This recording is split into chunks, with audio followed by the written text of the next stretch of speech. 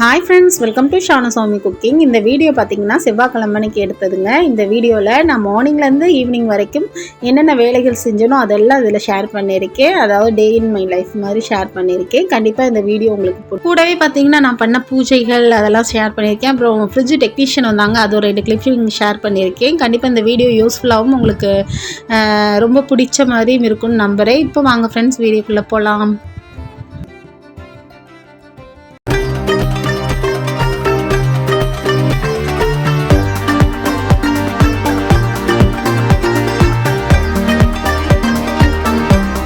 இன்றைக்கி பார்த்திங்கன்னா பிள்ளைங்களுக்கு நான் கொத்தவரங்காய் கூட்டு வச்சு கொடுத்துட்டேன். கொத்தவரங்காய் புளி கூட்டு மாதிரி வச்சு கொடுத்துட்டேன். இன்றைக்கி கொஞ்சம் மழை பெஞ்சிட்டே இருந்ததுனால கொஞ்சம் ஒரு மாதிரி ஃபீவரிஷாக இருந்துச்சு. ஸோ ஓகே, சிம்பிளாக செஞ்சு கொடுத்துடலாம் அப்படின்றதுக்காக இப்போது கொத்தவரங்காய் புளி கூட்டும் கூடவே முட்டையும் வச்சு கொடுத்துட்டேன் பிள்ளைங்களுக்கு. இப்போ வாங்க எப்படி செய்யலான்னு பார்ப்போம். ஒரு மீன் குழம்பு சட்டியில் நான் 2 டேபிள் ஸ்பூன் அளவுக்கு நல்லெண்ணெய் சேர்த்துக்கிட்டேன். கூடவே 1/2 ஸ்பூன் கடுகு, 1/2 ஸ்பூன் வெந்தயம் சேர்த்துக்கிட்டேன். வெந்தயம் கடுகும் பொரிஞ்சு வந்தன மீடியம் சைஸ் பெரிய வெங்காயத்தை கட் பண்ணி வச்சுருந்தேன், ஒரு பெரிய வெங்காயத்தை. ஸோ அதையும் கூடவே பார்த்திங்கன்னா ஒரு 7-8 பல் போல் பூண்டு, கூடவே பார்த்திங்கன்னா கொஞ்சமாக கருவேப்பிலை சேர்த்து இந்த வெங்காயம் நல்லா பொன்னிறமாக மாறி வர அளவுக்கு நல்லா வதக்கி விட்டுக்கலாம். இப்போ பார்த்தீங்கன்னா உங்களுக்கு தெரியும், கலர் சேஞ்ச் ஆகி வந்திருக்கு. இது கூட ஒரு மீடியம் சைஸ் தக்காளி நல்லா சேர்த்து நல்லா வதக்கணுங்க. தக்காளி நல்லா வதங்கி வந்தால் தான் அந்த மாதிரி புளிக்குழம்புலாம் நல்லா டேஸ்ட்டாக இருக்கும். இது கூட பார்த்திங்கன்னா ஒரு 1/2 ஸ்பூன் போல் உப்பு சேர்த்துக்கலாம். அப்போ தான் சீக்கிரமாக தக்காளி வெந்து வரும். இப்போ பாருங்கள், நல்லா தக்காளி வெந்து வர ஆரம்பிச்சிருச்சு. ஸோ நம்ம இந்த மாதிரி கரண்டியில் கொத்தி பார்க்கும்போது நல்லா நசுங்கணும் தக்காளி. ஸோ அந்த அளவுக்கு வெந்திருந்தால் தான் டேஸ்ட் நல்லாயிருக்கும். தக்காளி நல்லா வேகணும் எப்போவுமே. இப்போ பார்த்திங்கன்னா கூடவே கொஞ்சமாக ஒரு 1/4 ஸ்பூன் போல் மஞ்சத்தூள் சேர்த்து நல்லா வதக்கி விட்டுக்கலாம். நாங்கள் தக்காளி நல்லா நசுங்கி வருது பாருங்கள், இந்த மாதிரி இருக்கணும்.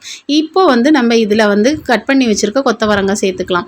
இந்த கொத்தவரங்காய் இருக்குது பார்த்திங்கன்னா, இதில் நிறைய ஹெல்த் பெனிஃபிட்ஸ் இருக்குது. பார்த்திங்கன்னா 10 ரூபாய்க்கு இவ்வளோ அள்ளி தருவாங்க. ஆனால் நம்ம தான் சாப்பிட்றது கிடையாது, வாயுன்னு நினச்சிட்டு நம்ம சாப்பிட மாட்டோம். ஆனால் இதில் நிறைய ஹெல்த் பெனிஃபிட்ஸ் இருக்கான்.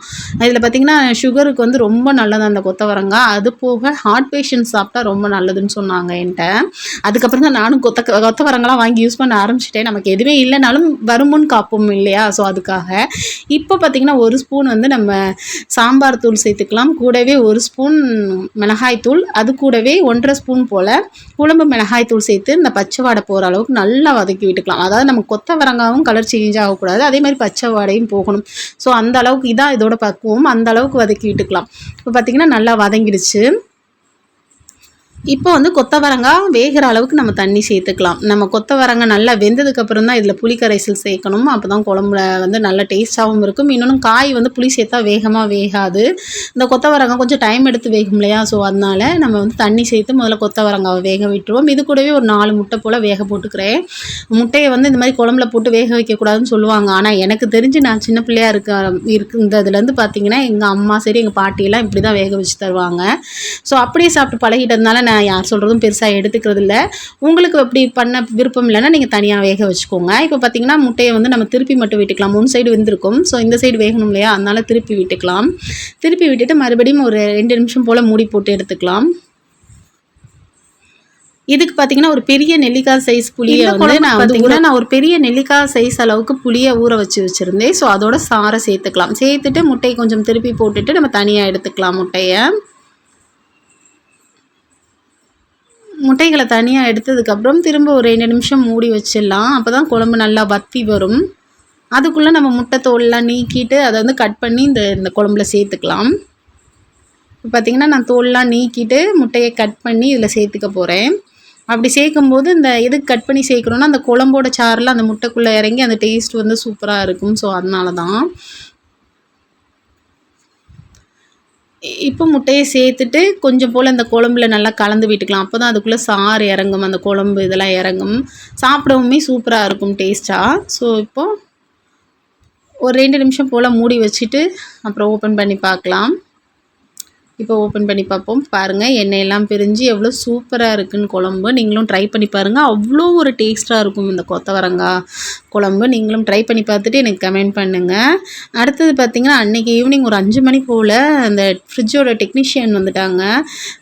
நம்ம சாம்சங் ஃப்ரிட்ஜ் தான் வாங்கியிருந்தோம், வாங்கி 10 நாள் ஆச்சு. ஆனால் இவங்க வந்தது பார்த்திங்கன்னா 10 நாள் கழித்து தான் வந்தாங்க. எனக்கு ஃபோனும் வரல, எதுவும் வரல. திடீர்னு ஃபோன் பண்ணி மேம் வரலாமான்னு கேட்டாங்க. நீங்கள் எல்லாமே நாங்களாம் இன்ஸ்டால் பண்ணிட்டோம் சார்னு சொன்னோன்னா அதுக்கப்புறம் ஏதோ சொல்லி கொடுத்துட்டு போனாங்க. அதுக்கப்புறம் பார்த்திங்கன்னா ஈவினிங் வந்து பூஜை பண்ண ஆரம்பித்தாச்சு. சும்மா அங்கே அந்த சைடு எல்லாம் பூஜை பண்ணிவிட்டு வீடெல்லாம் சாம்பிராணி காமிச்சிட்டு இருந்தேன். கிச்சன் எல்லா இடத்துலையும் சாம்பிராணி காமிச்சிட்டு அடுத்து சாமி காமிப்போம். முதல்ல வாசல்லேருந்து சாம்பிராணி காமிச்சிட்டே வந்து தான் அப்புறம் சாமிக்கு காமிக்கணும்னு சொல்லுவாங்க. ஸோ அதை தான் நான் எப்போவுமே ஃபாலோ பண்ணுவேன். இப்போ வந்து சாமிக்கிட்ட காமிச்சிடுவோம். அதுக்கு முன்னாடி நான் பத்தியெல்லாம் காமிச்சு எடுத்துட்டேன். ஸோ இப்போ சாமிக்கு காமிச்சிட்டு அடுத்து தீபாராதனை பண்ணிவிட்டு நம்ம வந்து இப்போ போல இருக்குது. இன்றைக்கி வந்து நான் வந்து எனக்கு கொஞ்சம் முடியலன்றதுனால நான் வந்து பிரசாதம் எதுவும் செய்யலை. நெல்லிக்காய் மட்டும் வச்சுருந்தேன் சாமிக்கிட்ட. ஸோ அது போக பால் கொஞ்சம் வச்சுருந்தேன். அவ்வளோதான் இன்றைக்கி நான் செஞ்சது. அவ்வளோதான் ஃப்ரெண்ட்ஸ். இன்றைக்கி வீடியோ எப்படி இருக்குன்னு பார்த்துட்டு கமெண்ட் பண்ணுங்கள். ரொம்ப பிடிச்சிருந்தா லைக் ஷேர் பண்ணுங்கள். தேங்க்ஸ் ஃபார் வாட்சிங்.